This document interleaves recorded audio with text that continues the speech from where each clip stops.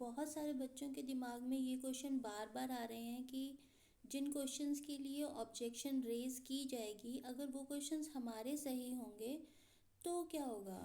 क्या पीसीआई अगर उन क्वेश्चंस को, ऑब्जेक्शन वाले क्वेश्चंस को डिलीट कर देते हैं या उनके आंसर्स को चेंज कर देते हैं, तो हमारे जो क्वेश्चंस हैं उनके साथ क्या होगा। क्या हमारी कट ऑफ कम हो जाएगी या ओवरऑल कट ऑफ जो है वो कम हो जाएगी।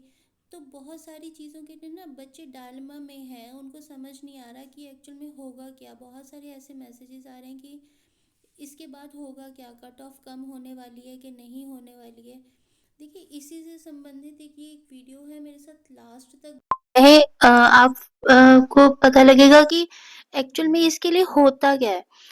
एआईबी ऑल इंडिया बार एग्जामिनेशन में यदि किसी प्रश्न पर आपत्ति दर्ज की जाती है और जांच के बाद वह आपत्ति सही पाई जाती है। भाई जैसे देखो, बहुत सारी वीडियोस में आपने देखा भी होगा कि 4 या 5 क्वेश्चंस के लिए अप्रोक्सीमेट ऑब्जेक्शन रेज जर्नली हर वीडियो में की जा रही है कि 4 या 5 क्वेश्चंस गलत हैं। तो ठीक है, देखो हर एक का अपना-अपना माइंड सेटअप है, कोई उसको कह रहा है कि गलत है, कोई उसे कह रहा है सही है। तो जिसने भी ऑब्जेक्शन रेज की होगी, तो अगर कोई ऑब्जेक्शन को रेज करता है और अगर वो सही पाई जाती है कि हाँ, जो आपत्ति रेज की गई है, ऑब्जेक्शन रेज की गई है, वो सही है, तो उस प्रश्न को डिलीट किया जा सकता है।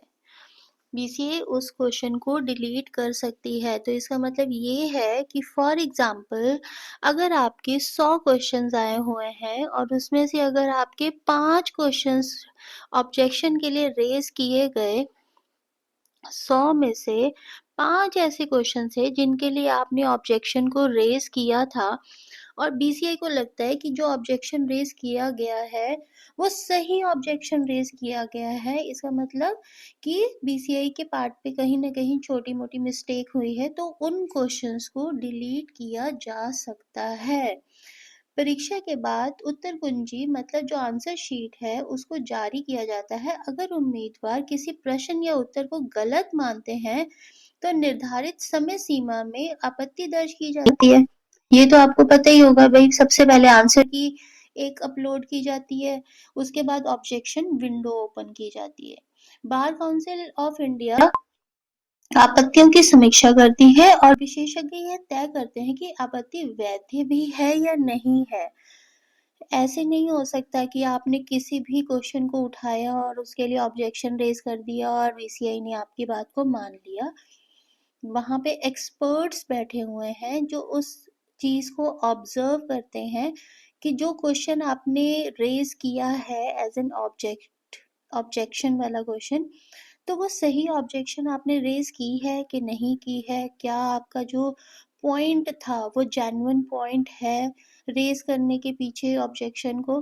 तो उस जेन्युइन पॉइंट को फिर एक्सपर्ट्स आपस में बात करके या उसको क्रॉस चेक करके उसको फाइंड आउट करते हैं कि इसके अंदर कितनी गलती है बीसीआई के पार्ट पे और आप कितने सही हैं, तो उसकी समीक्षा की जाती है।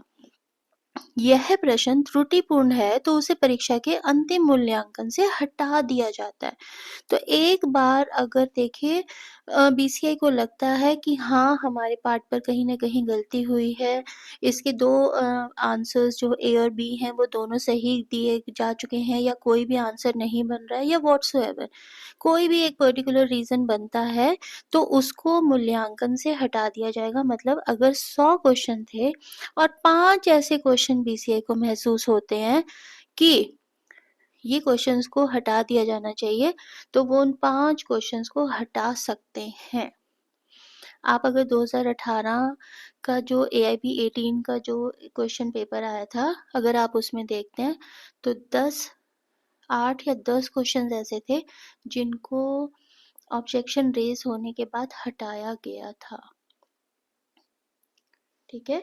हटाए गए प्रश्न के अंक सभी उम्मीदवारों को समान रूप से दिए जाते हैं, ग्रेस मार्क्स दिए जाते हैं।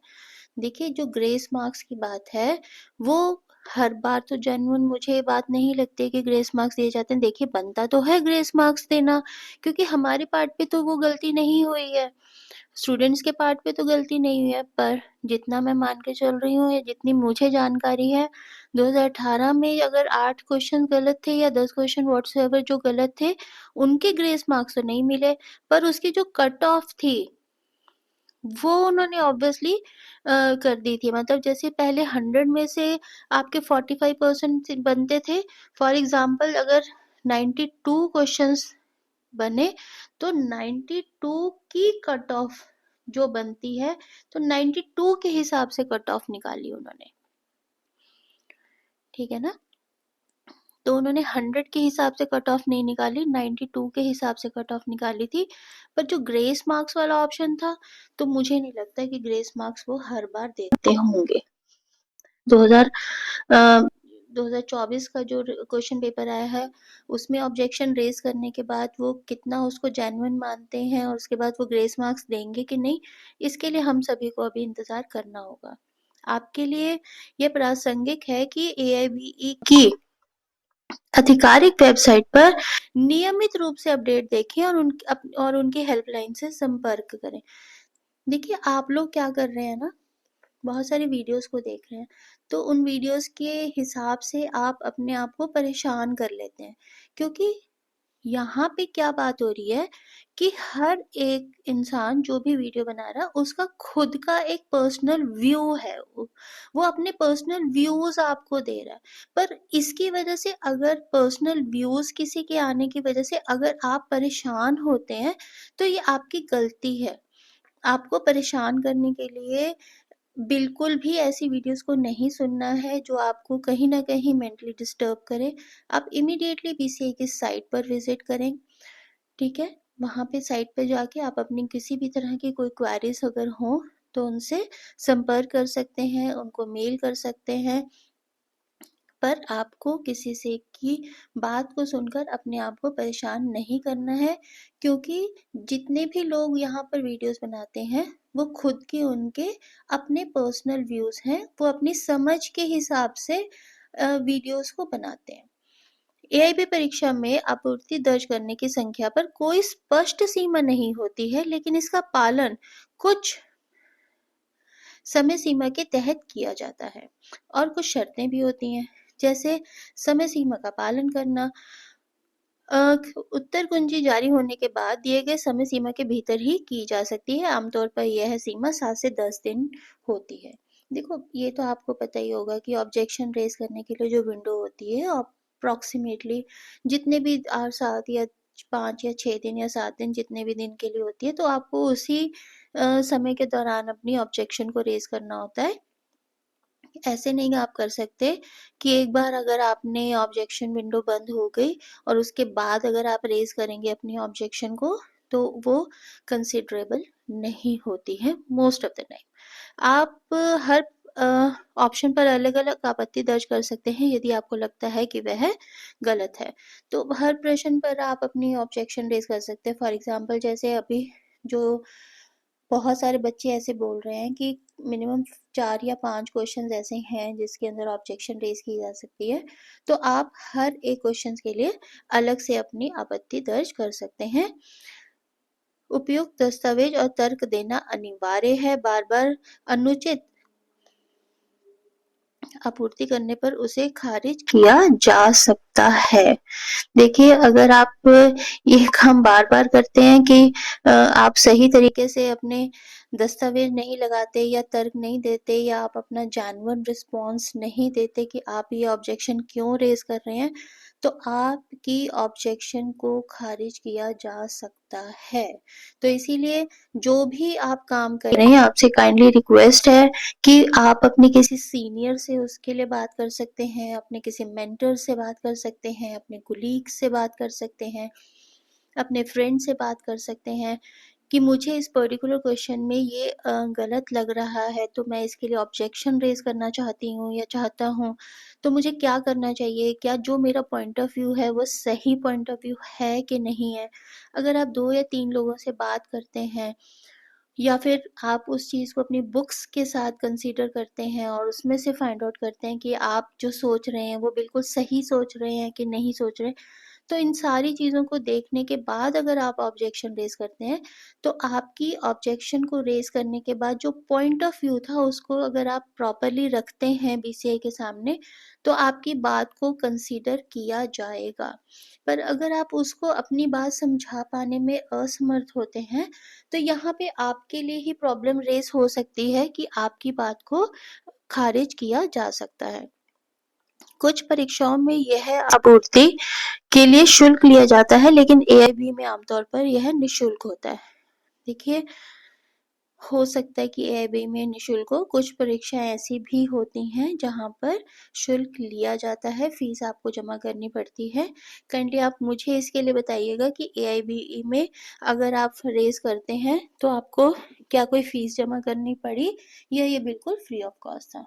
आप मुझे मैसेज के माध्यम से ज़रूर बताइएगा। आप अधिक जानकारी के लिए बार काउंसिल ऑफ इंडिया की आधिकारिक वेबसाइट पर जा सकते हैं।